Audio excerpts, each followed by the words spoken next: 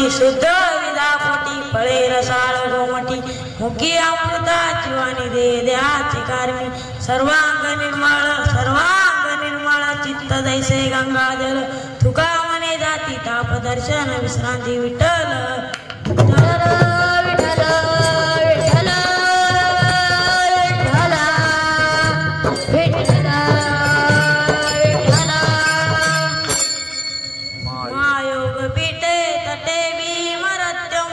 वरम कुंडलिकाय धातु महेंद्रे समागत्य तिष्ठं तमानंद कंदं पर्वं वलिंगं भजे पांडुरंगं पांडुरंग गुरु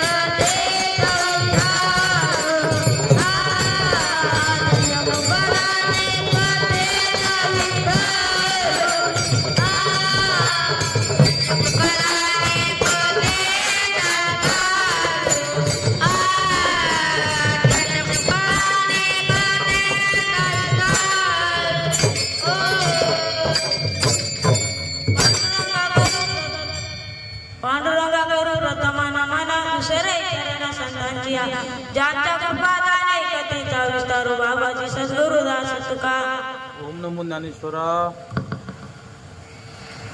ओम नमो ज्ञानेश्वरा करुणा करा दयाला तुमचा अनुग्रह लादलो पावन झालो चराचरी प्रस्तुत प्राप्त प्रसंगी कीर्तन विषय करता निवडलेला जगद्गुरु जगतवंदन महान भक्त महान साधू महान वैरागी पंचमी निर्माण देऊळवासी श्री संत तुकाराम महाराजांचा चार उत्कृष्ट असा विषयासाठी घेतलेला आहे विठ्ठल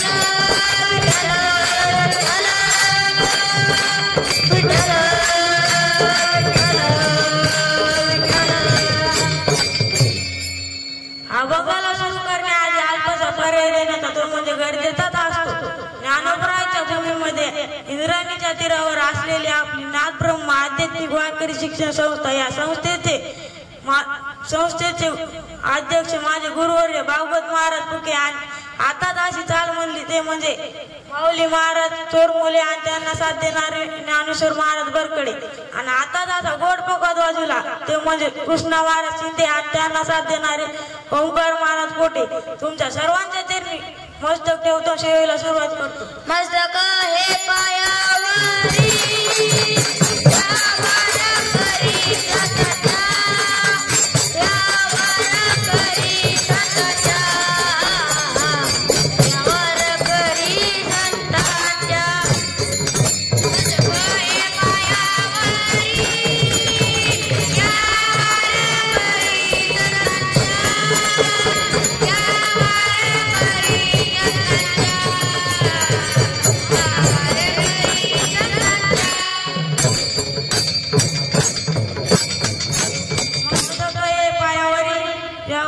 तुकोबारी संतांच्या अभंगाचा प्रतिपाद्य विचार असा आहे की अभंगाच्या प्रथम चरणात तुकोबाराय एका विशिष्ट गोष्टीचा उल्लेख करतात म्हणजे संपूर्ण अभंगात संतांची किंवा जे जे महान पुरुष मृत्यूलोकात होऊन गेले त्याच्या माता पित्यांना देण्यात जातात कारण हे संत इतके पवित्रवान सामर्थ्यवान आहेत तर याचे माता पिता कसे असतील हेच महाराजांच्या प्रथम चरणात सांगतात शुद्ध विधा पोटी फळे रसाळ गोमटी अभंगाच्या दुसऱ्या चरणात तुकाराम महाराज म्हणतात पवित्र वडिलांच्या पोटी जन्माला आलेले पुत्र किंवा कन्या कसे असतील तर त्याच्या मुखातून सदैव देवाचे नाव देहाची किंवा राष्ट्राच्या सेवेसाठी सामर्थ्य करतात हेच महाराज अभंगाच्या दुसऱ्या चरणात सांगतात मुखी अमृताची वाणी देहाचे कारणी अभंगाच्या तिसऱ्या चरणात तुकाराम महाराज म्हणतात पवित्र वडिलांच्या पोटी जन्माला आलेली पुत्र किंवा जन्माला आल्यानंतर देवाचे नाव घेतल्यामुळे देहाची किंवा राष्ट्राच्या सेवेसाठी सामर्थ्य केल्याने त्याचे संपूर्ण शरीर चित्त गंगेच्या पाण्याप्रमाणे निर्मळ झालेले असते हेच महाराज अभंगाच्या तिसऱ्या चरणात सांगतात तुका म्हणे जातीत सर्वांग निर्मळ चित्त जैसे गंगा जल अभंगाच्या चौथ्या चरणात तुकाराम महाराज म्हणतात उभा महापुरुष नुसते दर्शन मात्र विकास नाहीचे होतात हेच महाराज अभंगाच्या शेवटच्या चरणात सांगतात तुका म्हणे जाती ताप दर्शन विश्रांती आता अभंगाचा सरळ सरळ अर्थ झालेला आहे इथे बसलेला ज्यांना वाटत असेल की आपण झोपून घ्या त्याने बिंदासपणे झोपून घ्या तुम्ही जरी झोपले तरी मी आहे तुम्हाला उठवायला विठ्ठल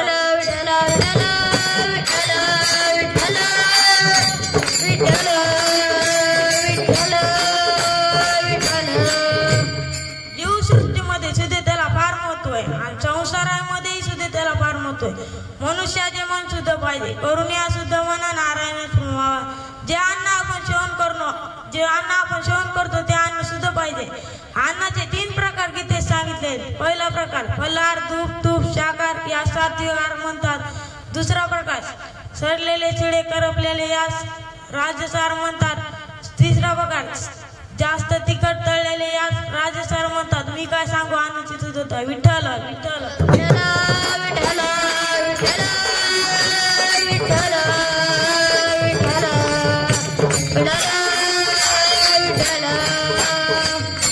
नाव शुद्धी या जगात फक्त भगवान परमेश्वराचे नाव शुद्धी नाहीतर कायचे नाव आहे गंगाधर आंघोळ करीत नाही महिनाभर किंवा नाव आहे वाघमारे उंदीर पाहून घरात शिरे किंवा नाव आहे शांताबाई भांडणा ओतून करमत नाही अशी आमची शांताबाई कधीच शांत बसत नाही विठ्ठल विठ्ठल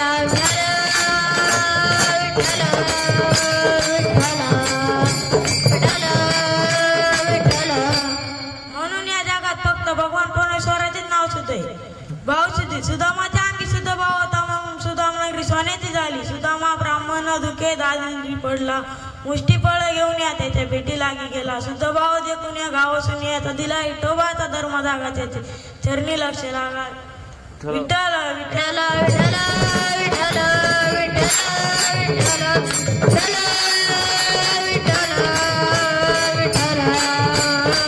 देश शुद्धी जिथे संतांचे वास्तव्य आहे तिथे मुलं जुगार मटका खेळत नाही ते देश ते राज्य ते जिल्हा ते तालुका शुद्ध आहे पवित्र ते पूर्ण पावन तुझे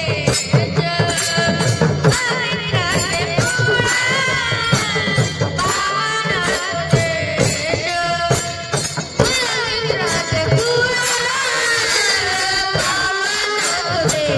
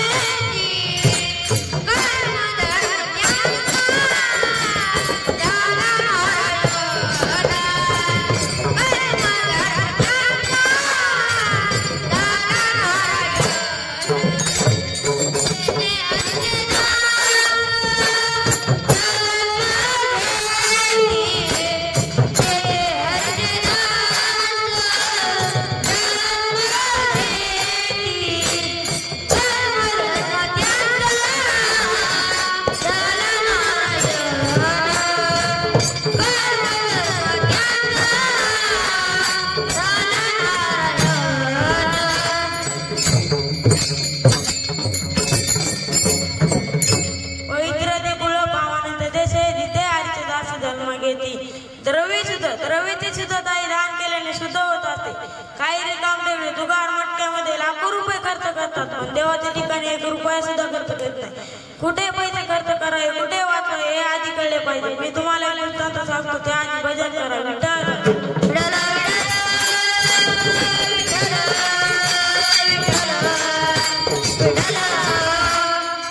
एका खेडेगावात एक श्रीमंत माणूस राहत होता. तो फार कंजूस होता.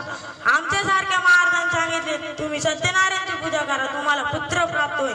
त्याने सत्यनारायणची पूजा करायचे ठरवले. ब्राह्मण बाला बोलून घेतले. ब्राह्मण बाने पूजेचे सर्व साहित्य आणून घेतले व पूजा मांडायची सुरुवात केली. पण पूजेत एक नारळ कमी पडले. ब्राह्मण भाऊ म्हणतो, तात्या पूजेत एक नारळ कमी पडले. तात्या मनातच विचार म्हणतो, उगाच एवढ्या खर्चात पडलो. नाईलाजाने बाजूच्या दुकानात जातो. म्हणतो, कितीला नारळ? दुकानदार म्हणतो, 10 रुपयाला. तात्या म्हणतो, काय कमी नाही का? दुकानदार म्हणतो, कमी पाहिजे असेल तर तुम्हाला परभणीला जायला लागेल. तात्या आला एसटी पकडून परभणीला. परभणीला आल्यानंतर किराणा दुकानात जातो. म्हणतो, कितीला होणार? दुकानदार म्हणतो, 8 रुपयाला. तात्या म्हणतो, काय कमी नाही का? दुकानदार म्हणतो, कमी पाहिजे असेल तर तुम्हाला मानवतला जायला लागेल. तात्या म्हणतो, मी मानवतला जाईन, पण तुला काय 8 रुपये देणार नाही. तात्या आला एसटी पकडून मानवतला.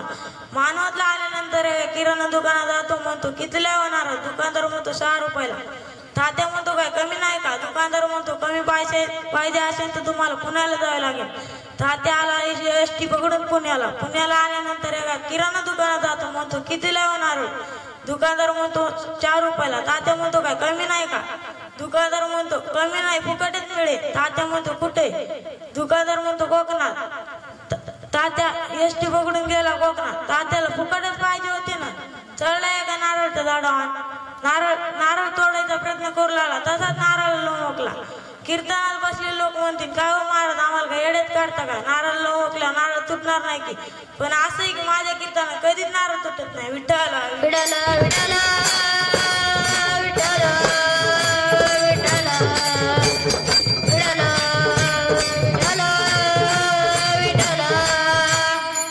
तात्याचे सदैव चांगले होते म्हणून तिकडून त्या उंटवाला माणूस जात होता.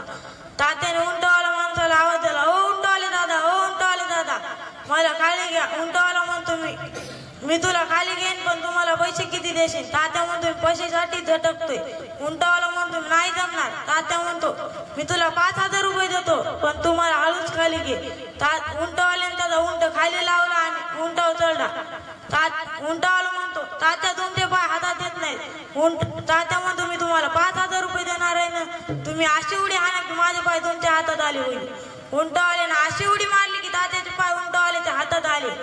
आणि उंट काय गाडी आहे का? ब्रेक दाबले, थांबली, ब्रेक सोडले, निघाली. ते त्याच्या गेला वाटेत निघून. आता दोघंही अडकले. उंटवाला म्हणतो, तात्या तुम्ही मला 5,000 रुपये देणार होते ना, मी तुम्हाला 10,000 रुपये देतो, पण तुम्ही काय हात सोडू नका. तात्या 10,000 रुपये ठेवा, केवढी पेटी लागेल? तात्या असे हात करतो. दोघंही एका हिरच्या पांढरी जाऊन अडकतात. यालाच म्हणतात, आसमानच्या डबकेवर कचरू में अटके विठ्ठला विठ्ठला विठ्ठला विठ्ठला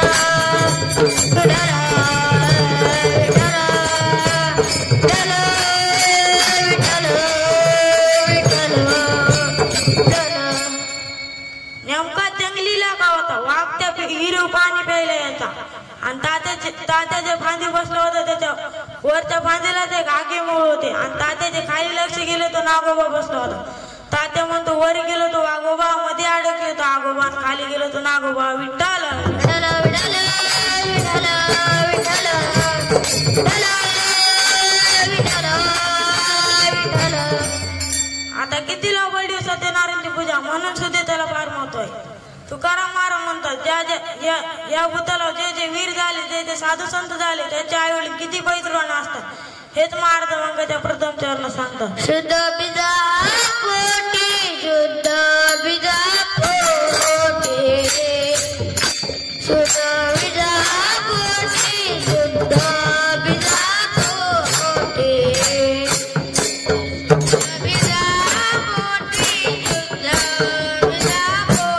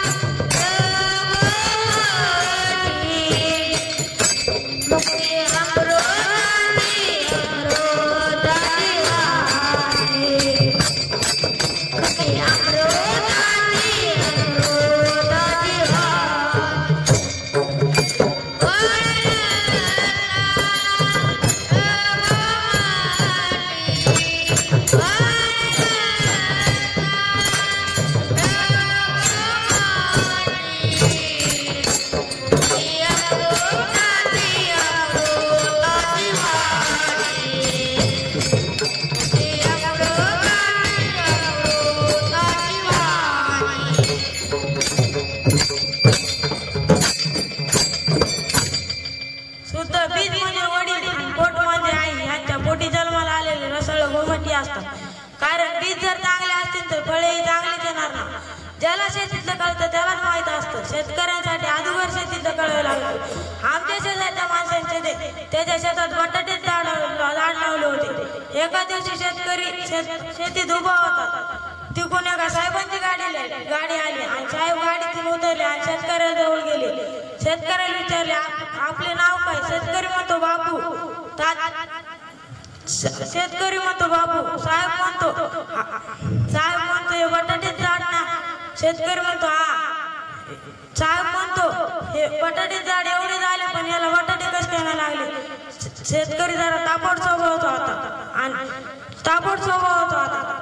साहेब म्हणतोय आमचा जन्म या मातीत गेला म्हणून आम्हाला कळतो. तू आका जरी मातीत गेला तरी काय तुला करणार आहे? हे कविता केला नासो मग गेले कनिस. हे बघा हाडाचा शेतकरी. एक लक्षात ठेवा, ज्या दिवशी शेतीला आम्ही भाव भेटत नाही त्या दिवशी शेतकरी उभे पीक जाळून टाकतो आणि सरकारचं नाव सुद्धा पाळतो. पेरणी करताना खास बियाणं आणतो. योग्य मशागत झाल्या पेरणी करतो तर ते वाया कसे जाईल? आपले आई चांगले असतील मुलेही कसे जन्माला येणार? चांगलेच ना. मी तुम्हाला आई वडिलांचे प्रकार सांगतो. आई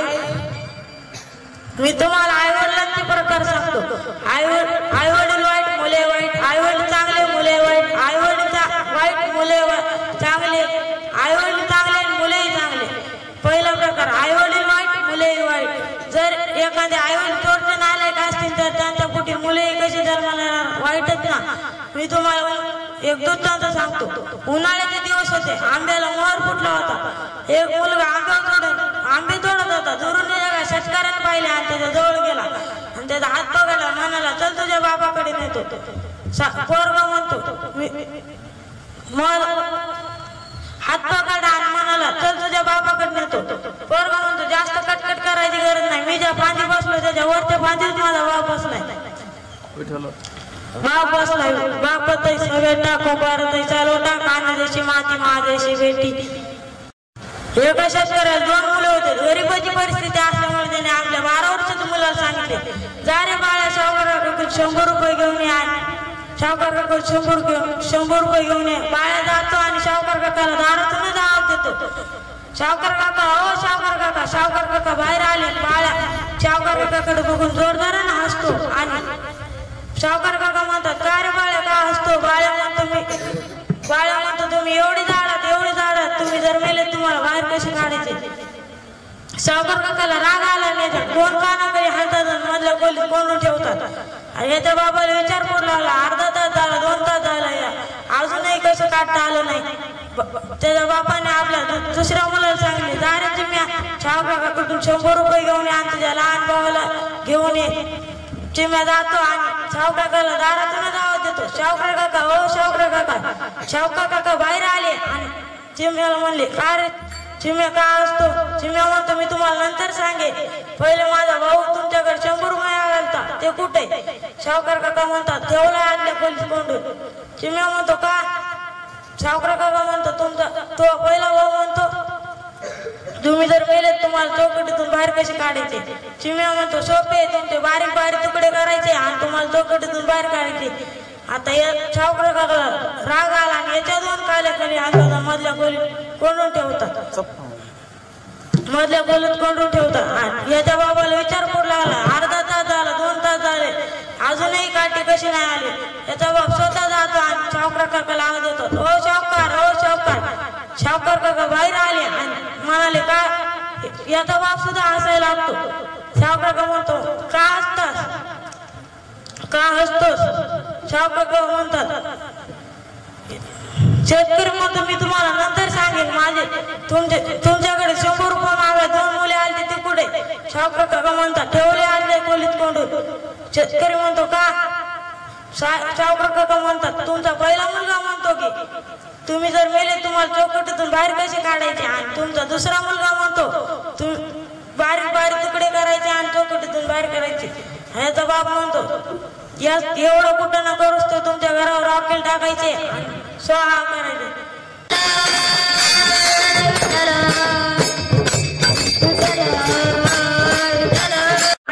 सर्वांना दिल्लीच्या गादीवर कप्तानने बसलेला मुघलांना आलमगिरी देणारा त्याने आपल्या बापाला शहांशाला कप्तानी कैद केले आणि आपल्या 3 भावांना विष देऊन मारून टाकले. तर कशासाठी? फक्त गादीसाठी. ते औरंगजेबाचे आईवडील वाईट होते आणि तो औरंगजेबी कसा निघाला? वाईटच ना. आई वडील वाईट मुले वाईट. आता दुसरा वर्ग आई वडील चांगले मुले वाईट. एक वारकरी बाबा दररोज सकाळी उठायचा आणि स्नान वगैरे झाल्यावर देवपूजा करायचा.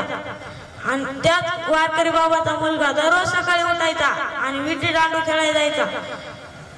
एका दिवशी वारकरी बाबाला राग आला आणि त्याला एक कांसुल्यात हाणतात आणि देवघराच्या खोलीत कोंडून ठेवतात आणि इकडे आपली देवपूजा सुरू करतात. देवा त्याची जोडी भक्तीचा ठेवा उघडदार देवा आता उघडदार देवा.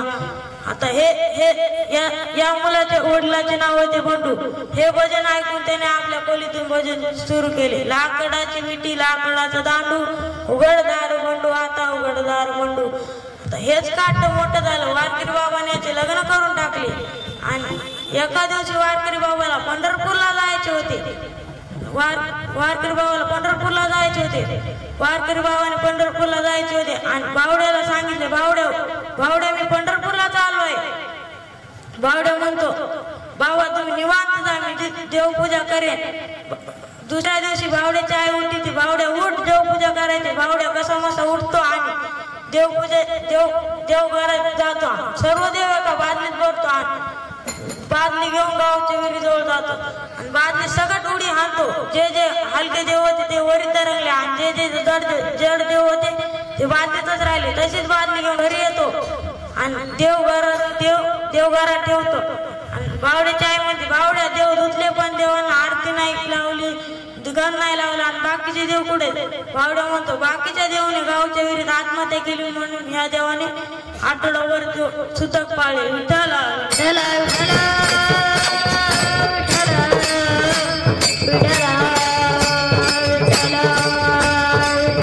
या मुलाचे वडील वारकरी आणि याला देवपूजाचा कंटाळा. आता तिसरा वर्ग हिरण्यकश्यप माहीतच असेल सर्वांना तो वाईट होता पण त्यांच्या पोटी महान भक्त परला जन्माला आला. आता चौथा वर्ग या वर्गात आई वडील चांगले आणि मुलेही चांगले. आपुले आईचा जो असे जागता धन्य माता पिता तयाची या. विठ्ठल पंताने ज्यावेळी संन्यास घेतला त्यावेळी रुक्मिणी आईसाहेबांनी सुवर्ण पिंपाला 1.25 लाख प्रदक्षिणा मारल्या. त्याच्या परिणामाने त्यांच्या पोटी 3 देव जन्माला आले. 3 देव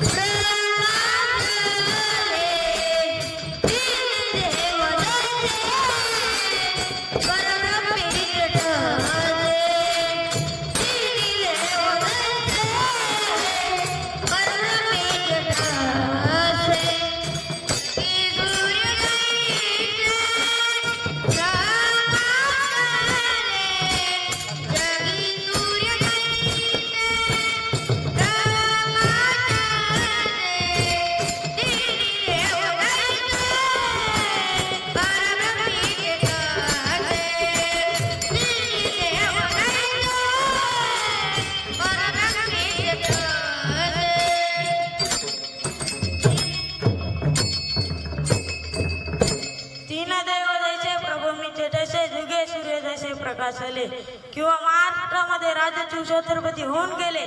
त्यांनी स्वराज्य घडवले. राजमाता धर्ममाता जिजाऊ मासाहेब शहाजी महाराज चांगले होते म्हणून त्यांच्या पोटी छत्रपती शिवाजी महाराज जन्माला आले. छत्रपती शिवाजी महाराज चांगले होते म्हणून त्यांच्या पोटी संभाजी महाराज जन्माला आले.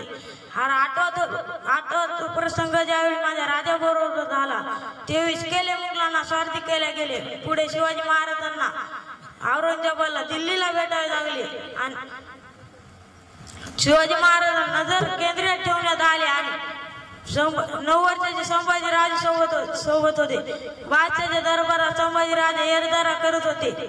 औरंगजेब म्हणतो संभाजीराजे आप मलविदा आजची तारीख जानते पण खेळते क्यों नाही. त्यावेळी माझा संभा कवळला आणि आपले नेत्र कटाक्षित करून बोलला, हे औरंगजेब तुझ्या दरबारात असा एकही मला नाही की मला हरू शकेल. वयाच्या 9व्या वर्षीत औरंगजेबाला संभाजी महाराजांना पाणी पाजवले. विठ्ठल विठ्ठल विठ्ठल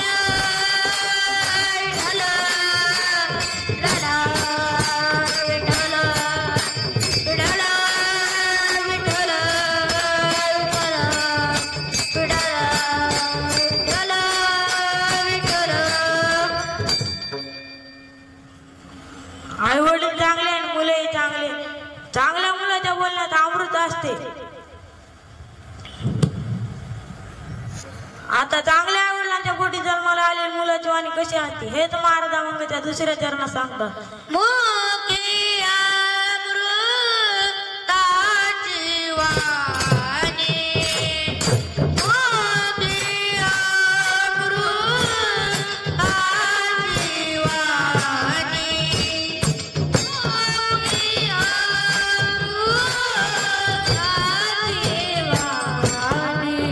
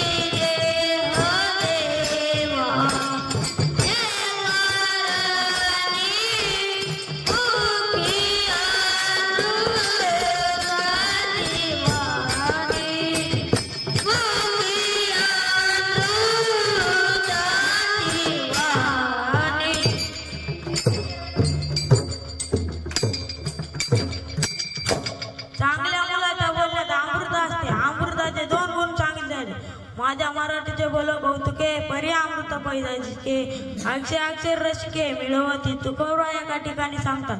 तुका म्हणे परी सुखे अमृताने मुख शेवतसे आणि ज्याचं भगवंतावर सदैव कार्य करत असेल. तुकोबराय म्हणतात देह देहाचे कारणे लागल्यामुळे ते संपूर्ण शरीर चित्त गंगेच्या पाण्याप्रमाणे निर्मळ झालेले असते. हेच महाराज अंगाच्या 3ऱ्या चरणात सांगतात. सर्वांग निर्मळ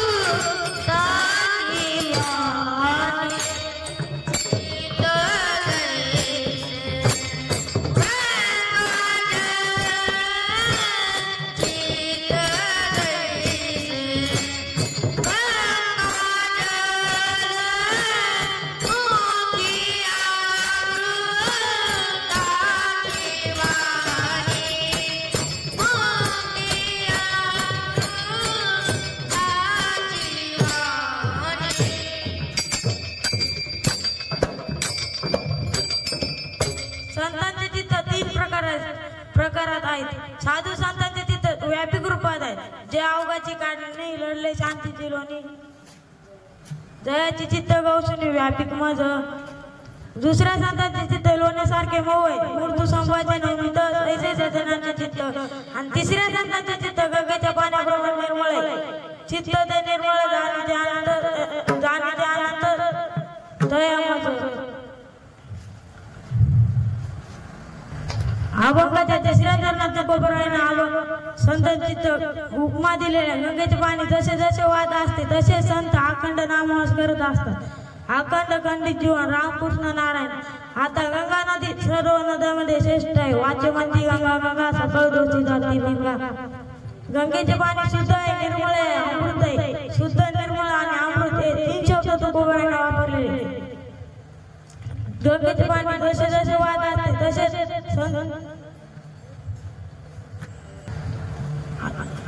अभंगाचा तीन चरणाचा भावार्थ झाला आहे. वारकरी संप्रदायाप्रमाणे विठोबा माझे भजन करू. विठोबा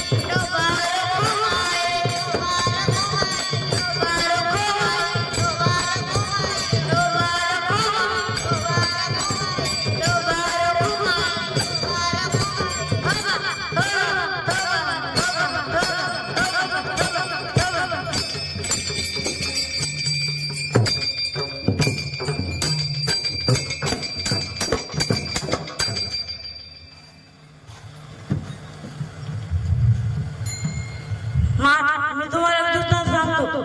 दोन दारू पिताडे राहतात, समुद्र किनारी बसतात आणि एक पिताड म्हणतो समुद्रात आग लागली, समुद्रातली माणसे कुठे जातात. दुसरा म्हणतो झाडावर चढते आणि पहिला म्हणतो तुझ्या बापाने झाडावर मासे चढेल ते का. दुसरा म्हणतो त्या बापाने समुद्राला आग लावली होती का. विठ्ठल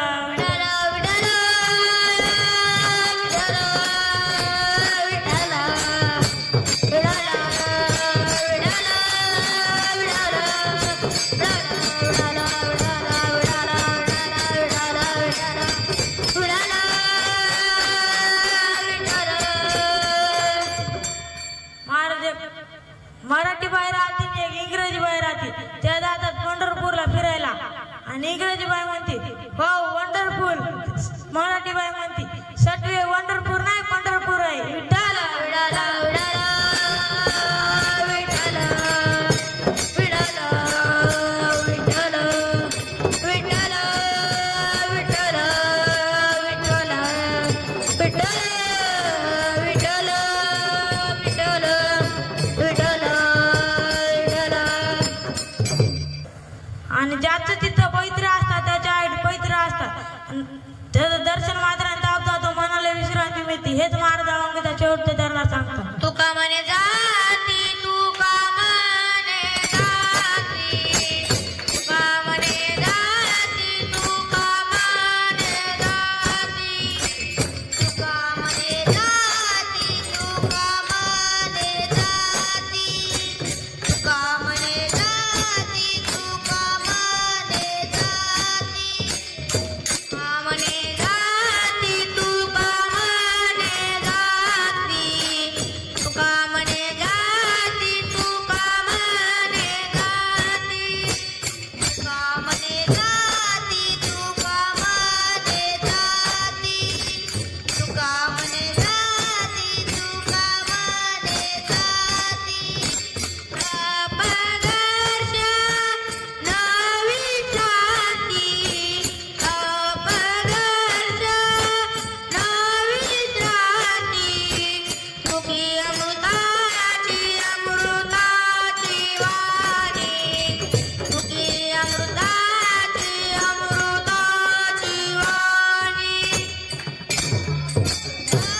अपघर्ष नवी जाती अपघर्ष नवी जाती मुखी अमृताची अमृताची वाणी मुखी अमृताची अमृताची वाणी देह देवा ते कारणी देह देवा ते कारणी मुखी अमृताची अमृताची वाणी ती अमृताची अमृताची वाणी देह देहाचे करणी देह देहाचे करणी तुका म्हणे जाती तुका म्हणे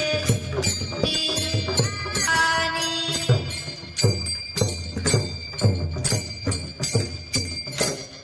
जाता जाता एवढे सांगेन, गौ मातेची सेवा करा, आई वडिलांची सेवा, गुरुवरांची सेवा करा. झालेली सेवा माऊलींच्या चरणी, गुरुवरांच्या चरणी, आई वडिलांच्या चरणी सामर्थ्य करतो आणि सेवेला पूर्ण विराम देतो. ज्ञान